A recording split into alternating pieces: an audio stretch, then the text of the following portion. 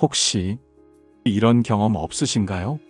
처음 만난 사람과 몇 마디 대화를 나누었을 뿐인데 왠지 모르게 마음이 편안해지고 그 사람에게 호감이 생기는 경험이요. 반대로 아무리 화려한 옷을 입고 비싼 시계를 차고 있어도 말 한마디에 모든 매력이 와르르 무너지는 사람도 있죠. 그 차이는 대체 어디에서 오는 걸까요? 단순히 예의의 문제일까요? 아닙니다. 통계에 따르면 사람의 첫인상을 결정하는 요소 중 말투와 태도가 차지하는 비중은 무려 70%에 달한다고 합니다. 심지어 대화 내용보다도 더 강력하게 작용하죠. 더욱 충격적인 사실은 이 사소해 보이는 말투 하나가 당신의 사회적 관계, 직장 내 편판, 심지어 재정적 기회와 인복에까지 직접적인 영향을 미친다는 겁니다. 심리학자들은 이를 언어적 운명론이라고 부르며 우리가 무심코 내뱉는 말들이 자기 자신과 주변 환경을 끊임없이 재구성한다고 주장합니다. 여러분은 혹시 나는 원래 안 되라고 말하는 순간 자신도 모르게 성공의 문을 닫고 있진 않으신가요? 또는 다 내 탓이야 라고 말하며 자신을 깎아내리는 순간 스스로를 불행의 늪으로 몰아넣고 있진 않으신가요? 오늘은 말 한마디가 당신의 운명을 어떻게 송두리째 바꿀 수 있는지, 그리고 어떻게 하면 품격 있는 말로 좋은 운을 끌어당길 수 있는지에 대해 깊이 파헤쳐 보겠습니다. 이 영상을 끝까지 보신다면 단순히 말을 잘하는 기술을 넘어 당신의 인생을 긍정적인 방향으로 이끌어갈 강력한 도구를 얻게 될 것입니다. 말의 격을 높이는 것, 그것이 바로 인생의 격을 높이는 가장 확실한 방법이니까요. 지금부터 말이 바뀌면 인생이 바뀌는 놀라운 이야기, 함께 시작해 볼까요? 첫 번째 이야기, 말투가 운명을 바꾼다는 과학적 증거. 언어적 운명론의 심리학. 우리는 흔히 말이 씨가 된다는 속담을 사용합니다. 단순히 옛 어른들의 지혜일까요? 아닙니다. 현대 심리학과 신경과학은 이 말이 얼마나 과학적인 진실을 담고 있는지 끊임없이 증명하고 있습니다. 바로 언어적 운명론이라는 개념을 통해서 말이죠. 언어적 운명론은 우리가 사용하는 언어가 우리의 사고방식, 인식, 그리고 궁극적으로는 우리의 현실을 형성한다고 주장합니다. 이는 단순히 긍정적으로 말하라는 자기계발서의 조언을 넘어선 뇌과학의 영역에 속하는 심오한 원리입니다. 말투는 단순히 언어를 전달하는 스타일이 아닙니다. 그것은 그 사람의 내면, 즉 성격, 습관, 인품, 심지어는 삶의 태도까지 고스란히 담아내는 에너지의 파동과 같습니다. 똑같은 어서 오세요라는 인사말이라도 어떤 사람의 입에서 나오면 귀한 손님을 맞이하는 따뜻한 환영의 의미가 되고, 어떤 사람의 입에서 나오면 의무적으로 내뱉는 공허한 소리가 됩니다. 이 미묘한 차이가 사람들의 마음을 움직이고 그 사람에게 호감을 느끼게 하거나 반감을 사게 만들죠. 이를 가장 잘 보여주는 사례가 바로 서울에서 20년째 미용실을 운영하시는 박미선 원장님 이야기입니다. 박 원장님의 미용실은 단골 비율이 무려 80%에 달한다고 합니다. 다른 미용실보다 월등히 뛰어난 기술이나 특별한 제품 때문이 아니었습니다. 비결은 바로 말투에 있었죠. 손님들이 들어오면 박 원장님은 이렇게 인사합니다. 어서 오세요. 오늘도 너무 예쁘세요. 머리 자르러 오신 거죠? 아니, 기분 전환하러 오신 거죠? 이 한마디에는 단순한 인사 이상의 심리학적 기법이 숨어 있습니다. 손님이 미용실을 찾는 본질적인 이유, 즉 외모의 변화가 아니라 내면의 만족에 초점을 맞춤으로써 손님은 자신이 단순한 고객이 아니라 존중받는 존재로 인식하게 되는 것이죠.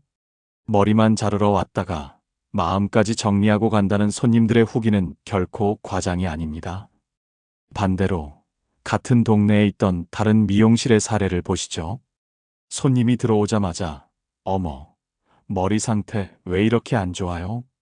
이거 자르기 전에 매직 먼저 하셔야겠어요 라고 말합니다. 이 말은 손님에게 불쾌감을 주고 자신이 흠결 있는 존재로 인식하게 만듭니다. 그 결과 3개월 만에 단골 손님이 모두 떠나고 말았죠. 이 두 사례는 말투가 단순한 커뮤니케이션 수단이 아니라 매출과 인복을 좌우하는 강력한 경영 도구임을 명확히 보여줍니다. 이처럼 말에는 의미와 함께 기운이 실려 있습니다. 그 기운은 듣는 사람의 감정을 자극하고 그 감정은 다시 그 사람의 행동으로 이어집니다. 긍정적이고 따뜻한 기운을 담은 말은 좋은 관계와 기회를 불러오지만 부정적이고 거친 기운을 담은 말은 사람들을 밀어내고 스스로를 고립시킵니다. 말의 격을 높인다는 것은 단순히 아름다운 단어를 사용하는 것을 넘어 내면의 건강한 에너지를 말에 담아 세상에 전달하는 행위입니다. 두 번째 이야기, 잘못된 말투가 당신의 실력과 인복을 가린다. 이지은 과장님과 최서연 사장님의 극명한 대비. 말투는 개인의 실력과 능력까지도 가려버릴 수 있습니다. 회사에서 일 잘하기로 소문난 40대 후반 이지은 과장님의 이야기는 이를 여실히 보여줍니다. 이 과장님은 성과도 좋고 성격도 긍정적인 편이었지만 사람들은 왠지 모르게 그녀를 꺼려했습니다. 그 원인은 다름 아닌 그녀의 말투에 있었습니다. 그걸 아직도 모르셨어요? 제가 지난번에 분명히 말씀드렸잖아요. 그래서 제가 미리 하자고 했잖아요.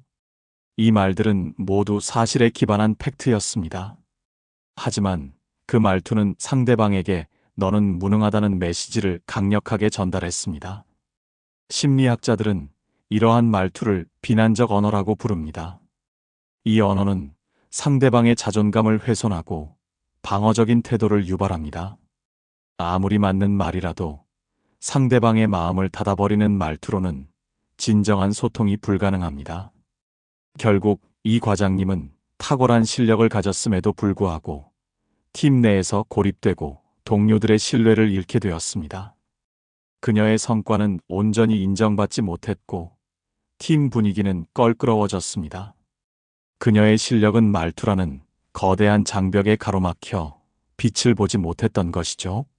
이와는 대조적으로 경기도 광주에서 작은 서점을 운영하시는 최서연 사장님의 사례를 살펴봅시다. 사람들은 그녀를 책보다 말이 더 따뜻한 사장님이라고 부릅니다. 책을 사러 오는 손님에게 그녀는 이렇게 말합니다. 요즘 마음이 좀 무거우셨던 거죠? 이 책은 위로보다 함께 있어주는 느낌이 있어요. 책은 당신의 감정과 닮은 걸 찾아오는 법이거든요. 이 말에는 단순히 책을 팔려는 상업적인 의도가 담겨 있지 않습니다. 대신 상대방의 감정을 읽어내고 그 감정에 공감하며 따뜻한 위로를 건네는 공감적 언어가 담겨 있죠. 최 사장님의 말투는 상대방의 마음을 무장해제시키고 진심으로 소통하고 싶게 만듭니다. 그녀의 서점은 단순히 책을 파는 공간이 아니라 지친 마음을 위로받고 따뜻한 에너지를 얻어가는 정서적 안식처가 되었습니다. 사람들은 그녀의 따뜻한 말 한마디를 듣기 위해 서점을 찾았고 이는 자연스럽게 서점의 매출로 이어졌습니다. 최 사장님은 특별한 마케팅 없이도 인복과 사업운을 동시에 잡은 것이죠. 말투는 단순히 말의 포장이 아닙니다. 그것은 당신이 세상을 바라보는 관점이자 상대방을 대하는 태도입니다.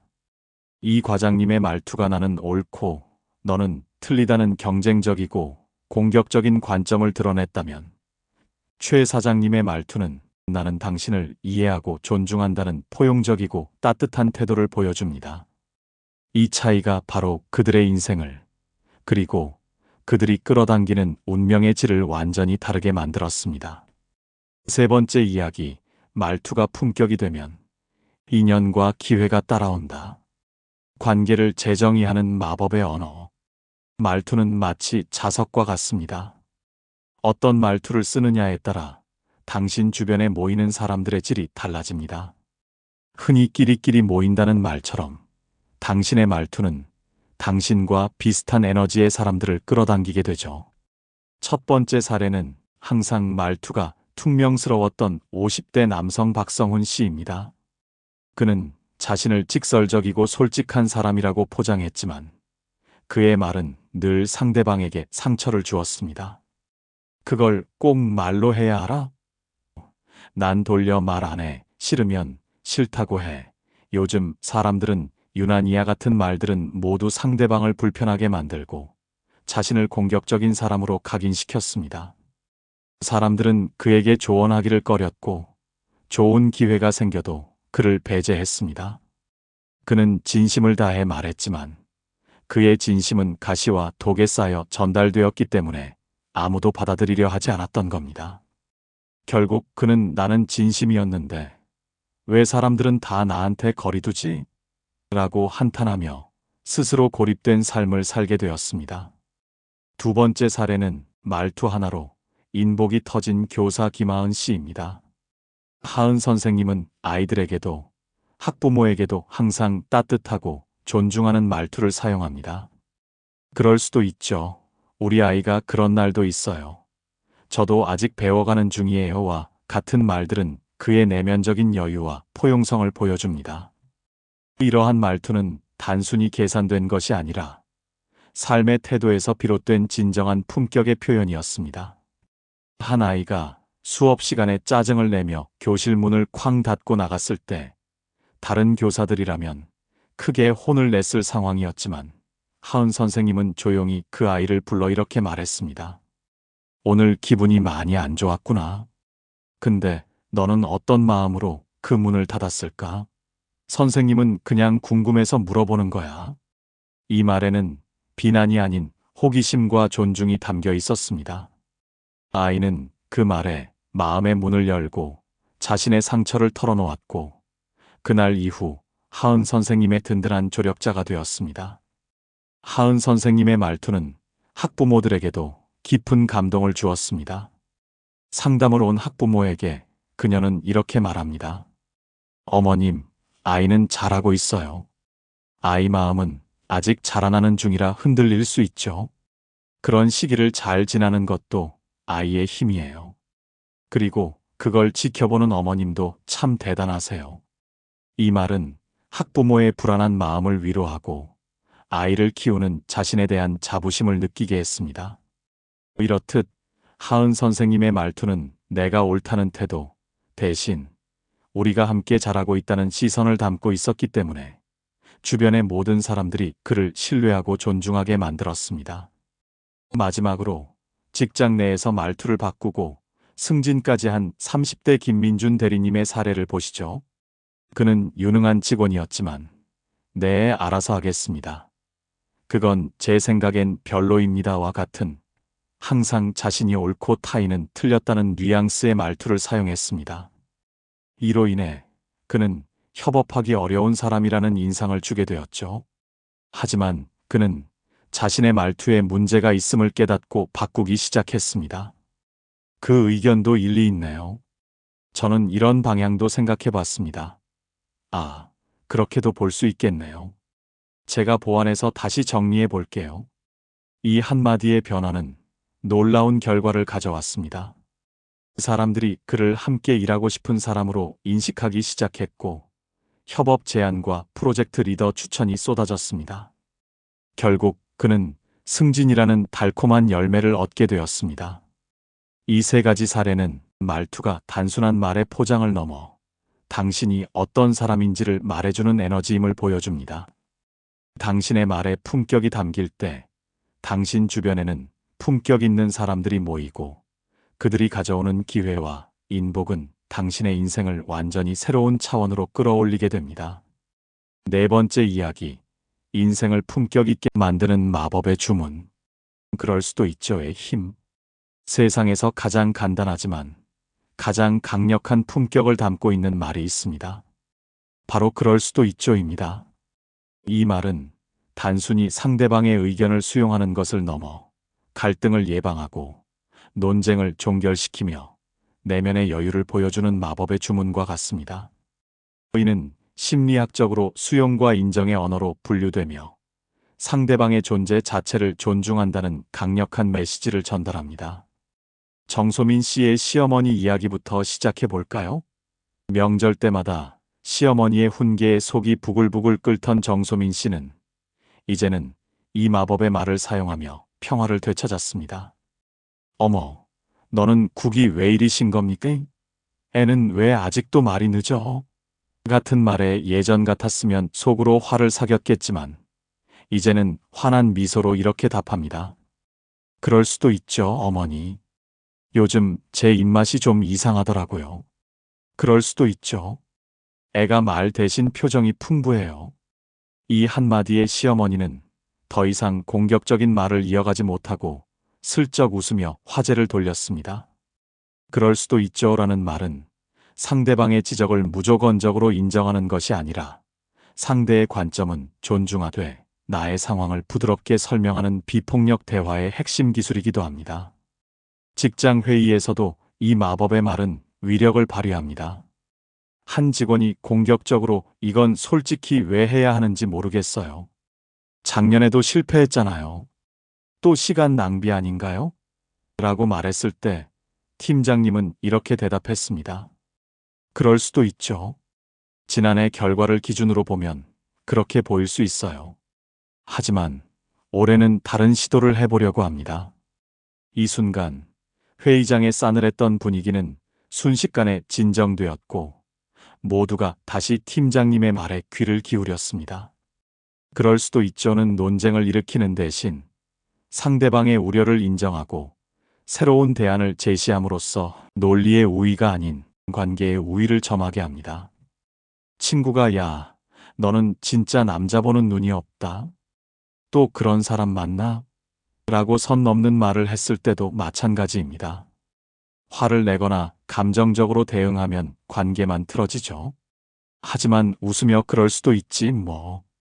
그래도 난 매번 조금씩 나아지고 있어라고 말하면 상대방은 더 이상 공격할 포인트를 찾지 못하고 나는 나의 중심을 지키며 분위기를 유하게 넘길 수 있습니다.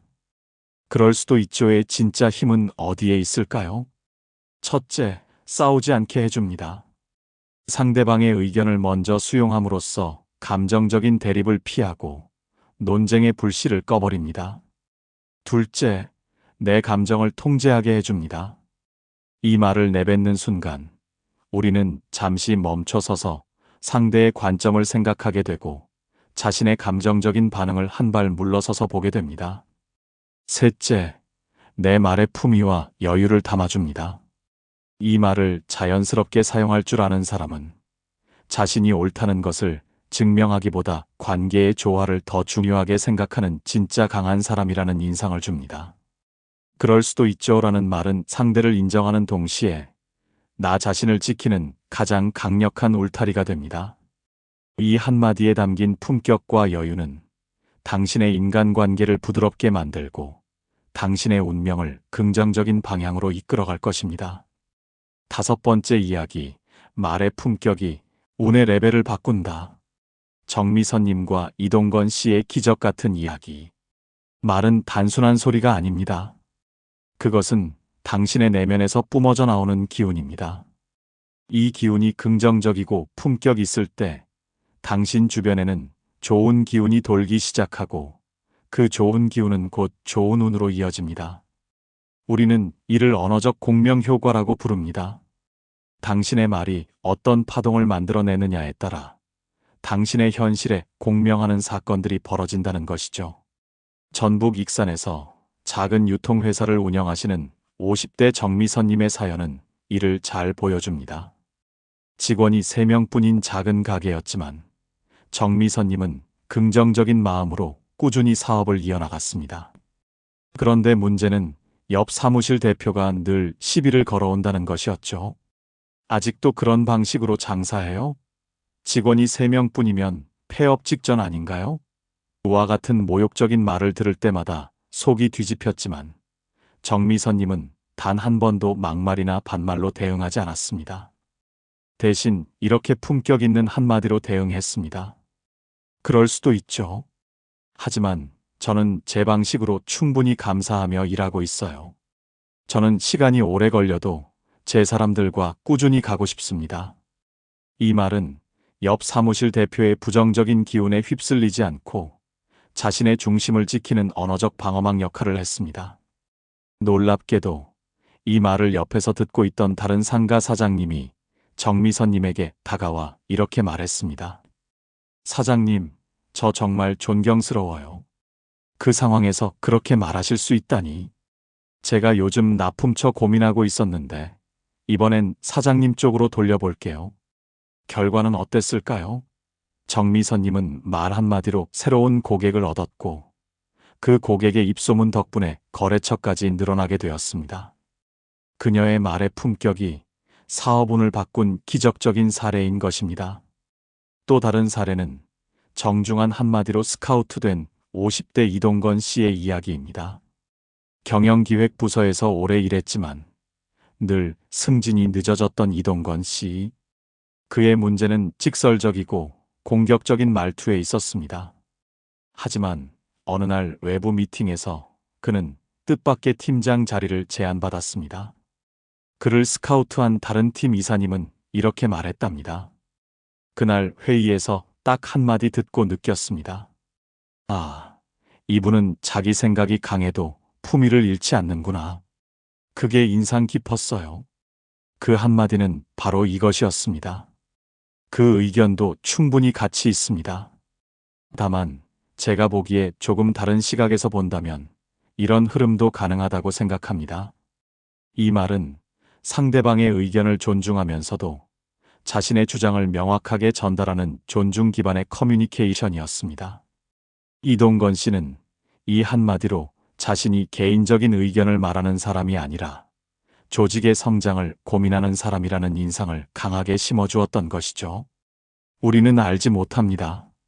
내가 무심코 던진 말 한마디가 누군가의 마음속에 어떻게 남을지, 그리고 그 말이 어떤 사람과 어떤 기회를 내 인생에 불러올지 말입니다. 말의 품격이란 단순히 좋은 단어를 사용하는 것을 넘어 상대방을 존중하는 태도와 나 자신을 사랑하는 인격을 보여주는 방식입니다. 당신이 사용하는 한마디가 바로 내일 당신의 운명을 결정하는 씨앗이 된다는 것을 잊지 마세요.